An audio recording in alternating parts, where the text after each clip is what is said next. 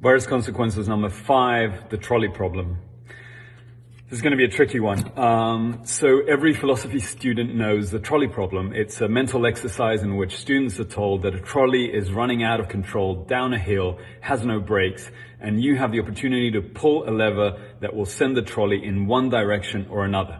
Unfortunately, there's no good answer. In one direction, there's an elderly couple. In the other direction, there's a mother with a baby.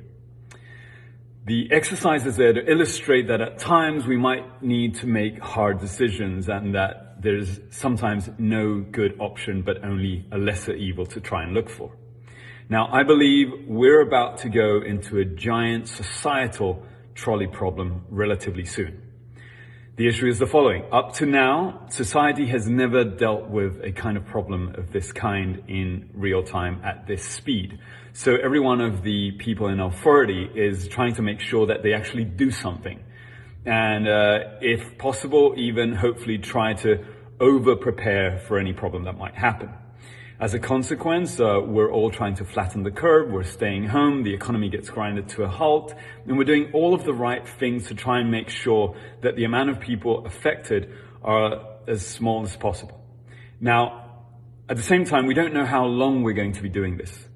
And we don't know if we will be able to flatten the curve or what effects it will happen. If we check Italy, that for example is 2 weeks ahead of the US, their numbers continue to go up and it doesn't seem to be flattening the curve despite people staying at home. So if you consider this as a macro exercise, this is a giant transfer of wellness and wealth from the young generations to the older generations, because as we know, it is the elderly in the 70 to above 80 bracket that are the ones most affected by this. Now, everyone is doing the right thing and everyone will continue doing the right thing, which is to protect each other as a society. Nevertheless, there will start to be consequences of doing the right thing. As months go by, people's mental health will start declining. Some people will no longer be able to take the whole idea of staying at home in a crisis. And we're going to have depression go up. We're going to have suicide rates go up. We're going to have people that can't feed their families. We're going to have an important group of people whose entire livelihood that they've built for their entire lives based on sacrifice could be lost at any moment. So at some point, I believe within a few months, we might start facing a giant trolley problem as a society.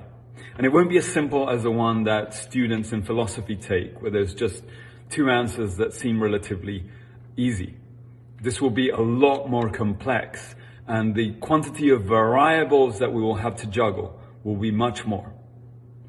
It won't be black or white. It will be a lot more interesting. I hope we can find a hybrid solution that will manage to look after as many of us as possible. I hope that whatever we decide is with kindness, empathy, but also responsibility for every one of the generations involved. It's going to be interesting and it will really allow us to see people's moral character. It will almost be like a scene from The Lord of the Flies. I hope we make the right decisions then, and by right I mean the smartest and the most caring for our entire population. I'll leave you with that. I'll try to make a more positive, hopeful one for tomorrow. Take care, guys.